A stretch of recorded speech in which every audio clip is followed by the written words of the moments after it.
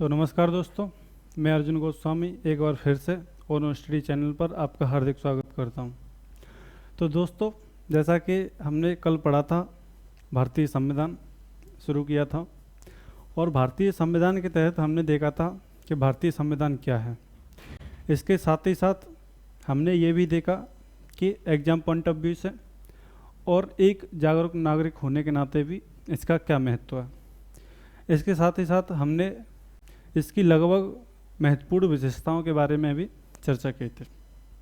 तो दोस्तों, इसी क्रम में आगे बढ़ते हुए हम आज भारतीय संविधान का जो पहला महत्वपूर्ण भाग है, जिसे हम प्रस्तावना बोलते हैं, तो उस पर हम चर्चा करने वाले हैं कि प्रस्तावना है क्या, या उद्देश्य का किसे बोलते हैं, प्रियम्बल, और इसका क्या महत्व है।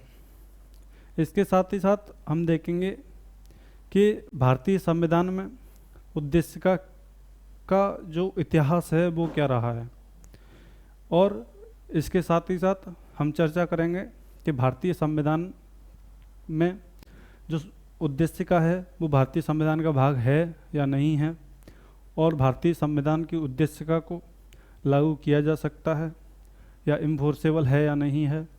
इसके साथ ही साथ हम चर्चा करेंगे कि ये संशोधनीय है या नहीं।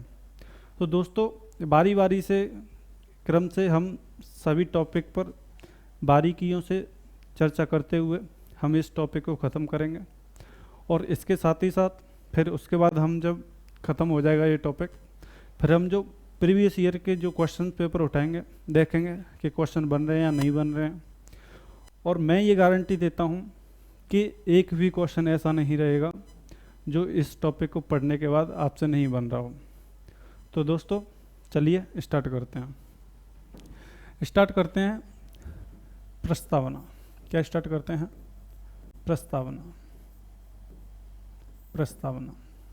प्रस्तावना किसे कहते हैं?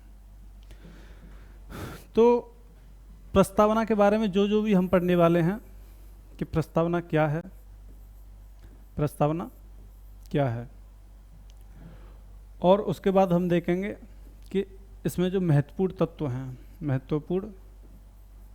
तत्व कौन कौन से हैं। उसके बाद हम देखेंगे महत्वपूर्ण शब्दावली। प्रस्तावना में जो शब्दावली दी गई है, जैसे कि गणतांत्रिक, लोकतांत्रिक, इन सब शब्दों पर हम बात करेंगे, शब्दावली। इसके बाद हम बात करेंगे कि इन्फोर्सेबल है या नहीं, यानी कि परिवर्तनीय है या नहीं। उससे पहले हम देखेंगे कि ये भारतीय संविधान का भाग है या नहीं। फिर उसके बाद देखेंगे हम कि इसमें संशोधन किया जा सकता है या नहीं, संशोधनीय है या नहीं, संशोधनीय। और उसके बाद हम सबसे एंड में देखेंगे कि जो प्रस्तावना है इसे परिवर्तनीय है या नहीं, परिवर्तनीय। तो ये सब इसके तहत हम पढ़ने वाले हैं कि प्रस्तावना में जो है क्या है, प्रस्तावना का जो महत्वपूर्ण तत्व दिए गए हैं वो सब क्या हैं, महत्वपूर्ण शब्दावली है, प्रस्तावना जो है संविधान का भाग है या नहीं है, प्रस्तावना में संशोधन किया जा सकता है या नहीं किया जा सकता, और प्रस्तावना जो है परिवर्तनीय है या नहीं। ये सब हम देखने वाले हैं। तो दोस्तों, आज का सेशन हम स्टार्ट करते हैं। तो चलिए सबसे पहले देखते हैं कि प्रस्तावना क्या है। तो दोस्तों, प्रस्तावना क्या है? तो आपने सुना ही होगा कि जब हम रिपोर्ट पेश करते हैं, रिपोर्ट लिखते हैं, तो सबसे पहले हम उसमें बताते हैं कि ये रिपोर्ट किस बारे में है। 2-4 लाइनों में, 6 लाइनों में ये पेश करते हैं कि ये रिपोर्ट है क्या, किस बारे में। फिर उसके बारे में उस रिपोर्ट के जो मेन स्ट्रक्चर है उसमें लिखते हैं कि ये रिपोर्ट में क्या क्या है, और फिर निष्कर्ष में बता देते हैं कि इसका क्रक्स क्या है। तो दोस्तों, जिस तरह रिपोर्ट के शुरुआती 4-6 लाइनों में बताते हैं कि ये रिपोर्ट है किस बारे में, उसी तरह ये प्रस्तावना हमें बताती है कि संविधान में दरअसल है क्या, संविधान किस तरह मतलब है। तो प्रस्तावना हमारे संविधान के बारे में बताती है, किस बारे में बताती है, संविधान के बारे में। कि संविधान में है क्या। अब जैसे कि अब अगर हम देखें, जैसे कि अगर हम देखें सामाजिक, आर्थिक और राजनीतिक न्याय, सामाजिक, आर्थिक और राजनीतिक न्याय, सामाजिक, आर्थिक और राजनीतिक न्याय, राजनीतिक न्याय। तो प्रस्तावना में ये 3 न्यायों की बात की गई है, सामाजिक, आर्थिक और राजनीतिक न्याय। तो ये कैसे संविधान के बारे में बता रहे हैं, तो अगर हम आगे चल के पढ़ेंगे जो भाग 3 है, भाग 3 वो सामाजिक और राजनीतिक न्याय के बारे में बात करता है। किसके बारे में बात करता है? सामाजिक न्याय और राजनीतिक न्याय। और जो भाग 4 है,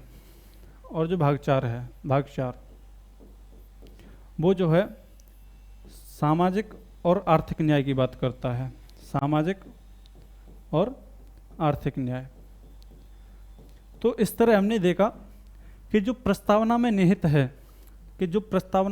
है वो सब संविधान में ऑलरेडी निहित है, लेकिन प्रस्तावना जो है वो उस रिपोर्ट के 4-6 लाइनों की तरह है जिसमें बताया गया है कि उस रिपोर्ट में है क्या। इसी तरह उद्देश्य का जो है संविधान के बारे में बताती है कि संविधान में दरअसल है क्या। तो प्रस्तावना में हम कह सकते हैं कि प्रस्तावना जो है वो संविधान का दर्शन है या क्रक्स है, हम ये बोल सकते हैं। तो हमने देखा कि प्रस्तावना है क्या। इसके बाद हम देखेंगे कि जो प्रस्तावना के महत्वपूर्ण तत्व हैं वो कौन कौन से दिए गए हैं। जो संविधान विज्ञ हैं उन्होंने कौन कौन से तत्व अपनाए हैं तो हम देखेंगे, और हम इस पर चर्चा भी करेंगे कि इस साल के जो यूपीएससी का जो प्री एग्जाम हुआ था उसमें एक क्वेश्चन भी बना था इससे रिलेटेड, तो उस पर भी हम चर्चा करेंगे। तो देखते हैं कि महत्वपूर्ण तत्व कौन कौन से हैं। महत्वपूर्ण तत्व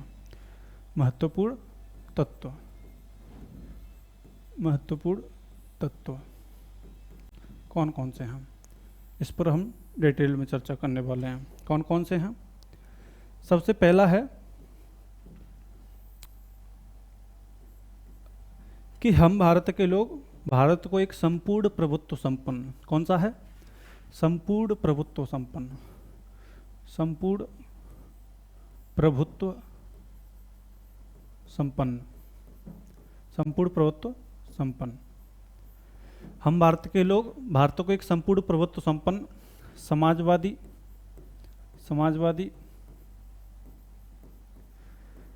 पंथनिरपेक्ष,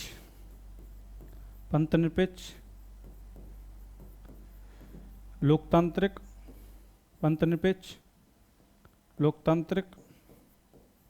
लोकतांत्रिक और गणतांत्रिक। और क्या है? गणतांत्रिक।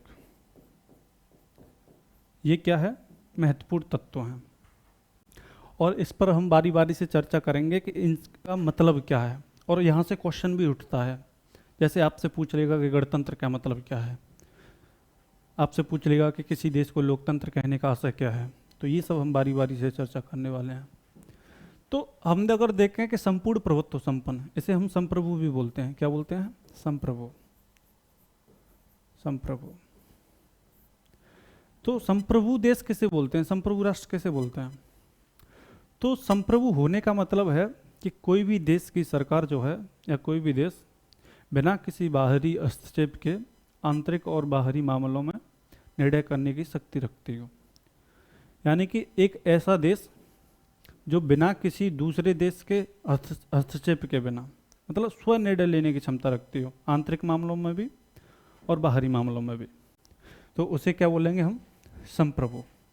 एक संप्रभु राष्ट्र कौन सा राष्ट्र होता है? जो अपने आंतरिक मामले कि उस देश के अंदर कौन सी घटनाएं हो रही हैं उससे रिलेटेड जो मामले हैं, और अपनी विदेश नीति से संबंधित मामले, यानी कि विदेशों में जो घटनाएं चल रही हैं उससे रिलेटेड, उस देश से रिलेटेड, तो उनसे संबंधित जो मामले हैं उन पर डिसीजन लेने की क्षमता है। तो इस पर क्या किया गया? जैसे ही भारत आज़ाद हुआ था, भारत ने राष्ट्रमंडल की सदस्यता जो है अपना ली थी। तो इस पर बहुत विवाद हुआ था कि भारत एक संप्रभु राष्ट्र नहीं रहा, लेकिन उस समय जवाहरलाल नेहरू ने स्पष्ट किया था कि हमने भले ही इसकी सदस्यता अपना ली है, लेकिन इसका मतलब ये नहीं है कि हम संप्रभु नहीं रहे, हम केवल इसके सदस्य हैं। लेकिन हम जो भी निर्णय करेंगे भविष्य में, तो वो जो है इससे प्रभावित नहीं होंगे। हम जो है आंतरिक मामलों में और बाहरी मामलों में, दोनों मामलों में अपने सेल्फ डिसीजन होंगे, किसी से कोई हस्तक्षेप नहीं रहेगा। तो हमने देखा कि दरअसल संप्रभु राष्ट्र किसे बोलते हैं, संप्रभु राष्ट्र किसे बोलते हैं। इसके बाद जो दूसरा है वो है समाजवादी। क्या है? समाजवादी। तो समाजवादी राष्ट्र किसे बोलते हैं, समाजवादी राष्ट्र किसे बोलते हैं? दरअसल समाजवाद के दो पहलू हैं। क्या हैं? दो पहलू। समाजवाद, समाजवाद, समाजवाद। समाजवाद के दो पहलू कौन कौन से हैं? एक है लोकतांत्रिक समाजवाद, लोकतांत्रिक समाजवाद, लोकतांत्रिक, एक है लोकतांत्रिक समाजवाद, और दूसरा है समाजवाद, साम्यवादी समाजवाद, साम्यवादी, साम्यवादी समाजवाद। इसका क्या तात्पर्य है? समाजवाद का दो है, एक लोकतांत्रिक समाजवाद, एक साम्यवादी समाजवाद। इसका क्या मतलब है? दरअसल लोकतांत्रिक समाजवाद का अर्थ है कि यहाँ पर जो है जो अर्थव्यवस्था होगी वो मिश्रित टाइप की होगी। किस टाइप की? मिश्रित टाइप की। और जो उद्देश्य होगा, क्या रहेगा उद्देश्य? वो होगा गरीबी का उन्मूलन, समाज के वंचित वर्गों को ऊपर के उस हाशिए से उठाना, और साथ ही साथ जो लोग निचले तबके पर हैं उसे टॉप लेवल तक पहुंचाना, उन्हें वो आधारभूत सुविधाएं उपलब्ध कराना जिससे उनका जीवन जो है आधारभूत सुविधाओं से संपन्न हो। तो लोकतांत्रिक समाजवाद इसे बोलते हैं। साम्यवादी समाजवाद का तात्पर्य है कि जो सब कुछ जो होता है वो सरकार के हाथ में रहता है, सब कुछ जो है वो सरकार के हाथ में रहता है, जहाँ पर निजी संपत्ति का उन्मूलन रहता है। जैसे कि क्यूबा की सरकार होती है, क्यूबा की सरकार, और चीन की सरकार। कहाँ की सरकार? चीन की सरकार। इसे बोलते हैं समाजवाद। और जो नेक्स्ट विशेषता है हमारी वो है पंथ निरपेक्ष। क्या है? पंथ निरपेक्ष। यदि हम पंथ निरपेक्षता को देखें तो पंथ निरपेक्षता किसे बोलते हैं? दरअसल दो शब्द चलते हैं कि पंथ निरपेक्ष और धर्म निरपेक्ष। और यूपीएससी में एक बार ये क्वेश्चन भी ना था कि भारत पंथ निरपेक्ष राष्ट्र है या धर्म निरपेक्ष। तो दोनों को हम बारी बारी से समझेंगे कि पंथ निरपेक्षता का क्या मतलब है, धर्म निरपेक्षता का क्या मतलब है। तो पंथ निरपेक्ष क्या है? पंथ निरपेक्ष, पंथ निरपेक्ष और धर्म निरपेक्ष। क्या? धर्म निरपेक्ष, धर्म निरपेक्ष। दरअसल एक नेगेटिविटी लिए हुए और एक पॉजिटिविटी, मतलब एक सकारात्मक वाक्य और एक नेगेटिव, नकारात्मक। दरअसल जो पश्चिमी देशों में क्या होता है वो उसमें होता है कि हम जो राज्य जो है उसका धर्मों से पूर्णतः अलगाव, पूर्णतः अलगाव होता है। राज्य धर्मों के विरुद्ध रहता है। क्या रहता है? राज्य धर्मों के विरुद्ध रहता है, धर्मों के विरुद्ध। राज्य का कोई धर्म नहीं होता, राज्य का धर्म से अलगाव। क्या होता है? अलगाव होता है, राज्य का धर्म से अलगाव होता है। लेकिन अगर बात की जाए पंथ निरपेक्षता की बात, तो पंथ निरपेक्षता में क्या होता है? दरअसल इसमें जो राज्य जो होता है सर्वधर्म समभाव की बात करता है। किसकी बात करता है? सर्वधर्म समभाव, यानी कि राज्य के लिए सभी धर्म जो है समान महत्व रखते हैं। समभाव, सभी के साथ राज्य जो है समान व्यवहार करता है, सभी धर्मों के साथ। तो पंथ निरपेक्ष कहते हैं सर्वधर्म पर समभाव, यानी कि यहाँ पे जो राज्य है वो सकारात्मक संबंध लिए हुए है। क्या है? सकारात्मक।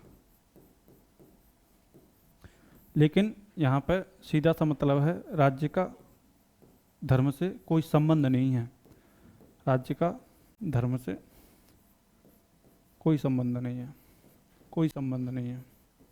तो हमने देखा कि पंथ निरपेक्ष और धर्मनिरपेक्ष में क्या अंतर है, कोई संबंध नहीं है। ये है पंथ निरपेक्ष और धर्मनिरपेक्ष। तो भारत जो है इसी कैटेगरी में आता है। भारत किस कैटेगरी में आता है? इस कैटेगरी में आता है, पंथ निरपेक्ष वाली में, पंथ निरपेक्षता वाली कैटेगरी में आता है भारत। तो हमें यहाँ पे एक चीज़ देखने वाली बात यह है कि एक समाजवादी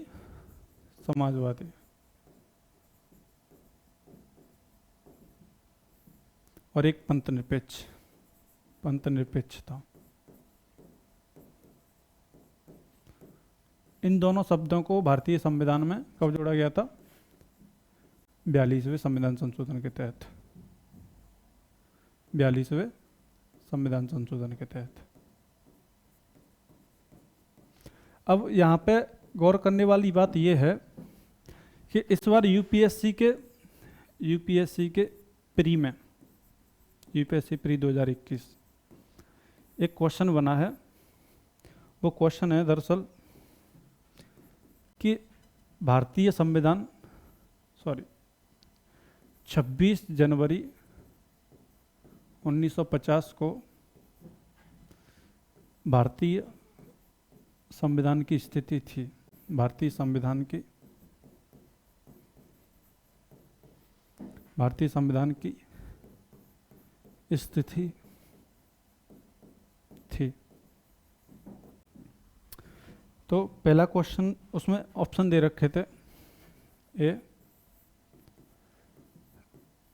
संपूर्ण प्रभुत्व संपन्न,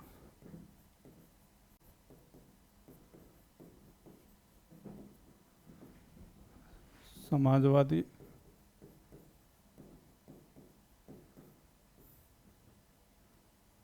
राज्य।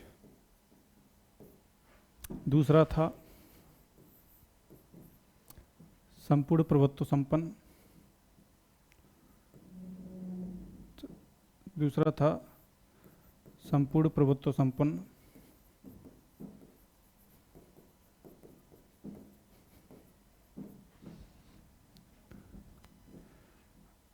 पंथ निरपेक्ष राज्य, पंथ निरपेक्ष राज्य। और जो तीसरा ऑप्शन जो था वो था लोकतांत्रिक गणराज्य। और जो चौथा ऑप्शन था वो था संपूर्ण प्रभुत्व संपन्न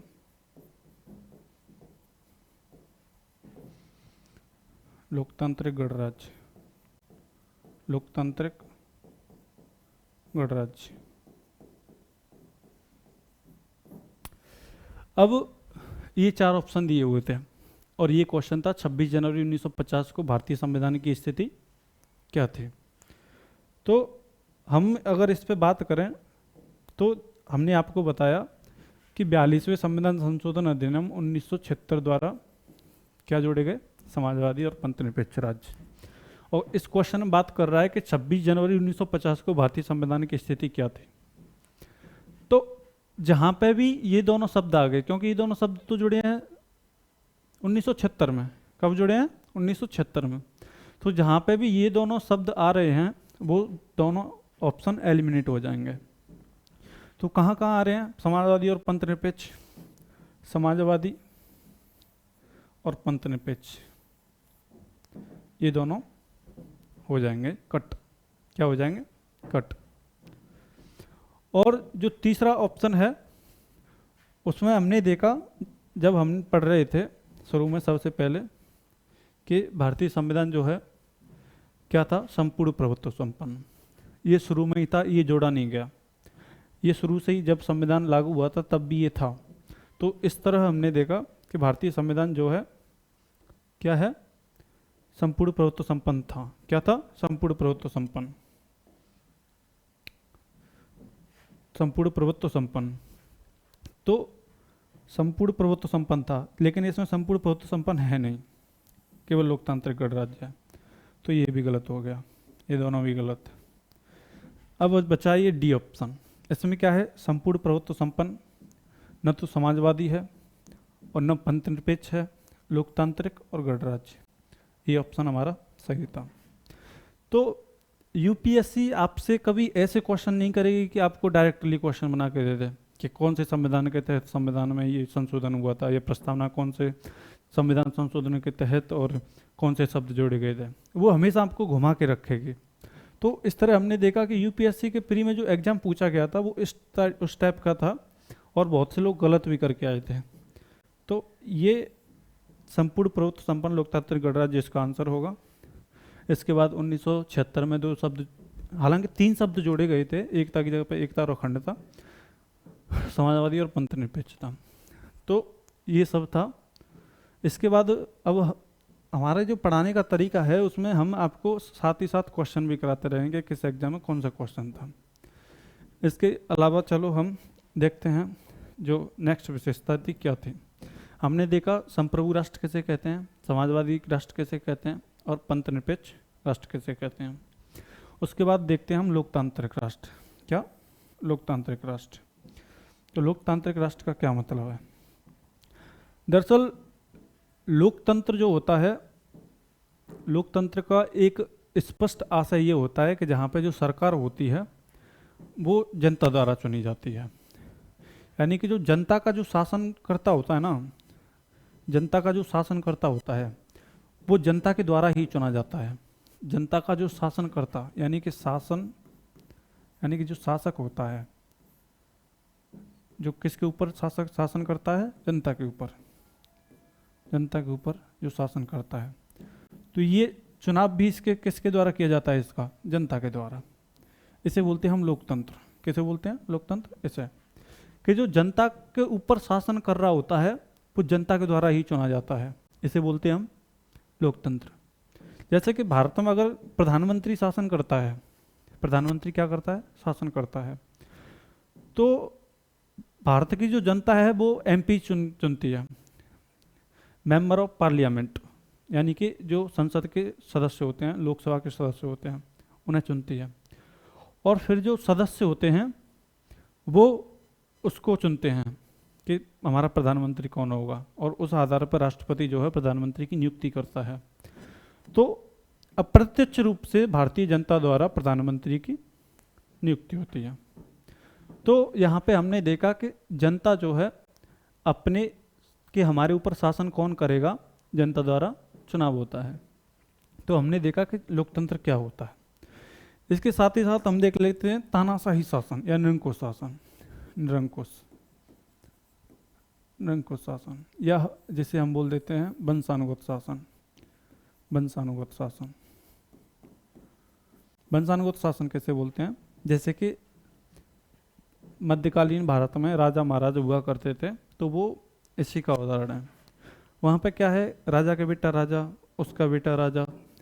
तो वहाँ पे जो शासक जो था जनता के द्वारा नहीं चुना जाता था, जनता के ऊपर शासन करता था लेकिन जनता के द्वारा नहीं चुना जाता था। तो इसे बोलते हैं हम तानाशाही शासन या निरंकुश शासन या वंशानुगत शासन। तो हमने देखा लोकतंत्र क्या है और निरंकुश शासन क्या है। इसके बाद हम देखते हैं गणतांत्रिक शासन कैसे बोलते हैं। गणतांत्रिक शासन या गणतांत्रिक देश कैसे बोलते हैं? तो गणतांत्रिक, गणतांत्रिक, गणतांत्रिक देश। दरअसल गणतांत्रिक का एक आशय ये होता है कि कोई भी देश गणतंत्र किसे कहते हैं? गणतंत्र का मतलब होता है जब उस देश का प्रमुख, उस राष्ट्र का प्रमुख, जो राष्ट्र प्रमुख होता है, क्या होता है? राष्ट्र का प्रमुख होता है। अब हमारे यहाँ पे कौन है राष्ट्र का प्रमुख? हमारे यहाँ पे है राष्ट्रपति। कौन है? राष्ट्रपति। राष्ट्रपति प्रस्तावना में लिखा है कि हम भारत के लोग भारत को एक संपूर्ण प्रभुत्व संपन्न समाजवादी, पंथनिरपेक्ष, लोकतांत्रिक और गणतांत्रिक, यानी कि गणतांत्रिक तो राष्ट्रपति जो है, गणतांत्रिक किसे बोलते हैं, जहाँ पे राष्ट्र का प्रमुख जो है क्या होता है, इलेक्टेड होता है। क्या होता है, इलेक्टेड, यानी कि जिसका चुनाव होता है, चुनाव होता है।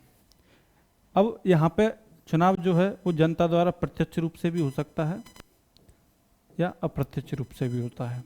अप्रत्यक्ष रूप से, अप्रत्यक्ष रूप से भी होता है। तो हमारा जो राष्ट्रपति है क्या होता है, उसका अप्रत्यक्ष रूप से क्या होता है, चुनाव होता है। इसे हम पढ़ने वाले हैं।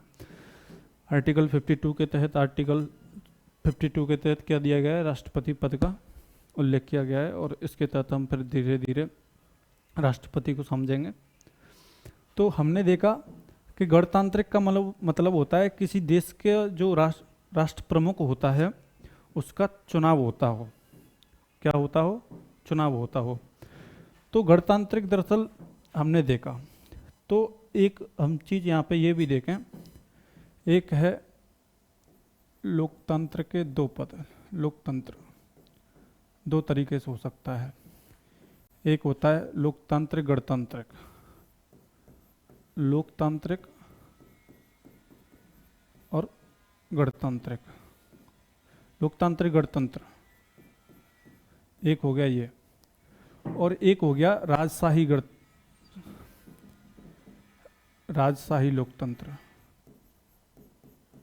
राजशाही लोकतंत्र।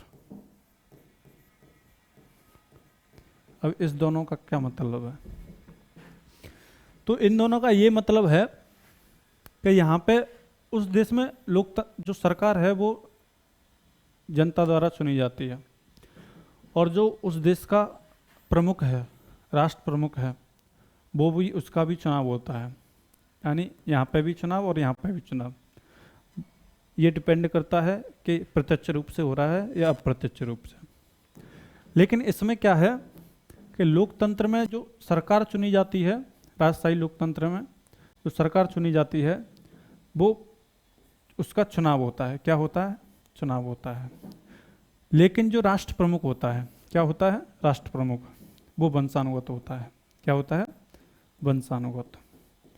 इसका क्या मतलब है, जैसे कि अगर हम ब्रिटेन में देखें, किस में देखें, ब्रिटेन में, तो ब्रिटेन में महारानी नाम से महारानी का शासन रहता है। महारानी क्या रहती है, राष्ट्र प्रमुख रहती है, महारानी।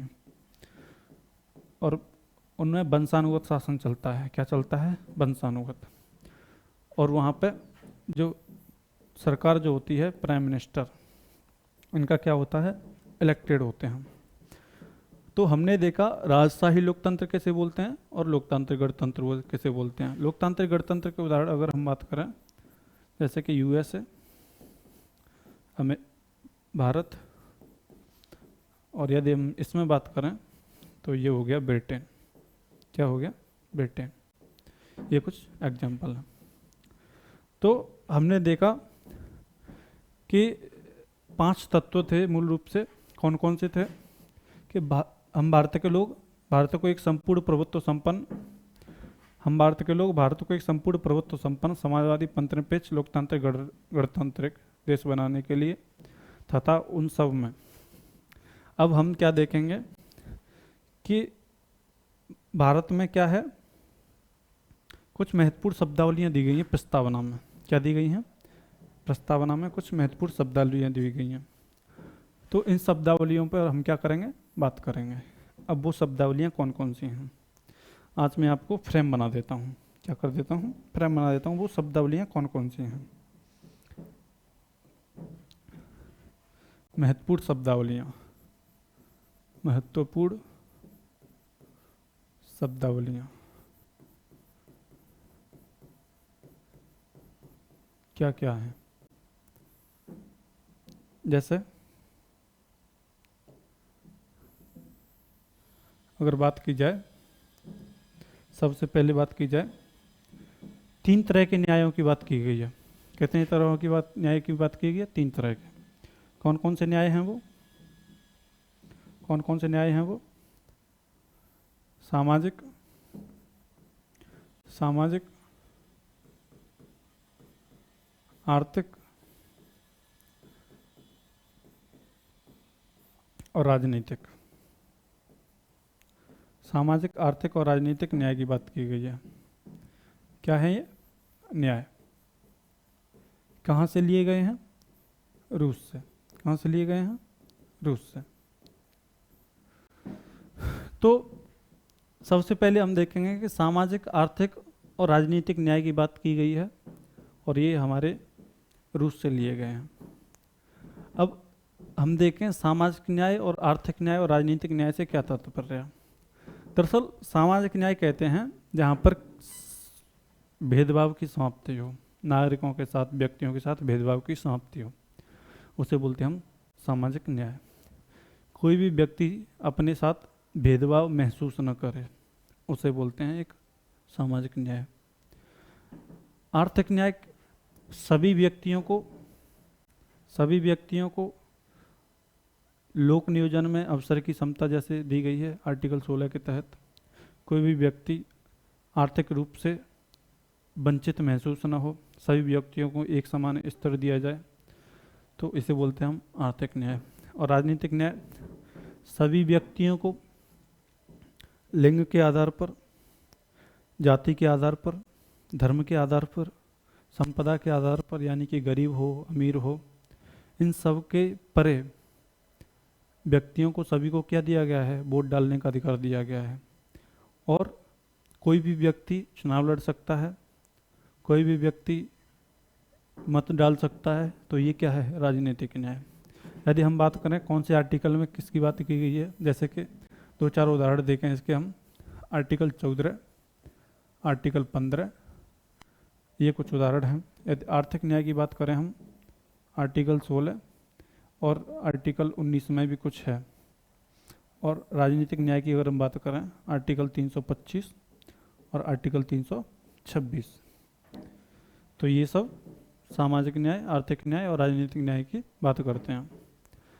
अब इसके बाद जो महत्वपूर्ण शब्दावलियां हैं वो हैं, महत्वपूर्ण शब्दावलियां जो इसके बाद दी गई हैं वो हैं स्वतंत्रता। स्वतंत्रता की बात की गई है। स्वतंत्रता, स्वतंत्रता कितने तरह की? 5 तरह की। कौन कौन सी स्वतंत्रता की बात की गई है, ये सब हम देखेंगे। सबसे पहली स्वतंत्रता है विचार, अभिव्यक्ति, विश्वास,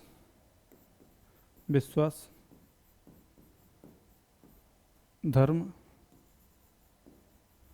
और उपासना की स्वतंत्रता। ये 5 तरह की स्वतंत्रता की बात की गई है। कितने तरह की? 5 तरह की। विचार, अभिव्यक्ति, विश्वास, धर्म और उपासना की स्वतंत्रता। हमने देखा कि जो महत्वपूर्ण शब्दावलियों में 5 तरह की स्वतंत्रता की बात की गई है, विचार, अभिव्यक्ति, विश्वास, धर्म और उपासना की स्वतंत्रता। अब इनका मतलब क्या है, तात्पर्य क्या है? विचार मतलब कि थॉट जो आपके आंतरिक माइंड में आते हैं, जो आप पेश करने से पहले, मतलब बोलने से पहले जो आपके माइंड में चल रहा होता है, उन्हें बोलते हैं हम विचार। अंतःकरण में जो उठता है उसे बोलते हैं हम विचार।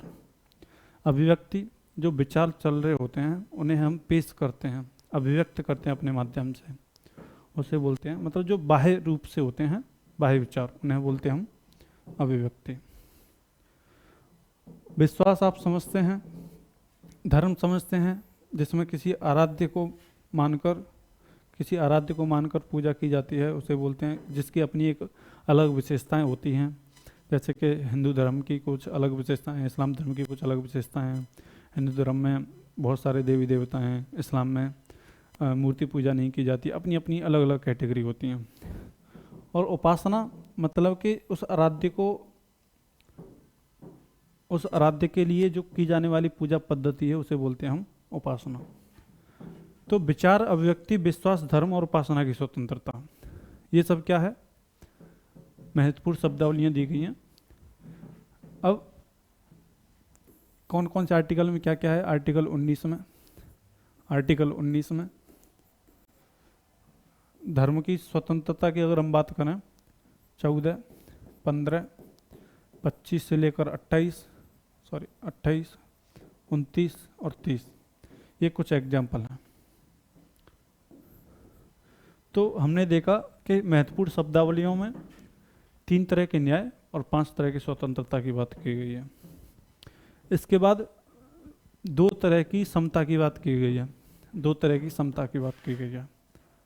2 तरह की समता कौन कौन सी समता है?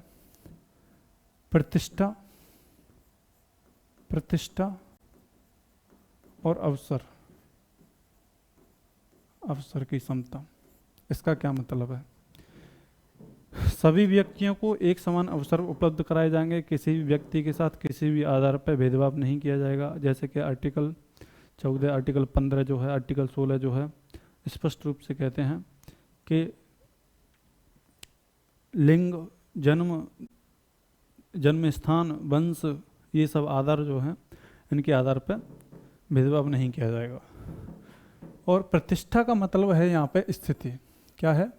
स्थिति, स्थिति की समता। तो इस तरह हमने देखा कि समता कितने प्रकार की दी गई है? प्रतिष्ठा और अवसर की समता, प्रतिष्ठा और अवसर की समता। और इसके साथ ही साथ हम देखेंगे कि भारतीय संविधान में जो है एकता और अखंडता, एकता और अखंडता की बात की गई है। एकता का मतलब होता है एकजुट होना। क्या? एकजुट होना। और अखंडता का मतलब है कभी अलग ना हो पाना।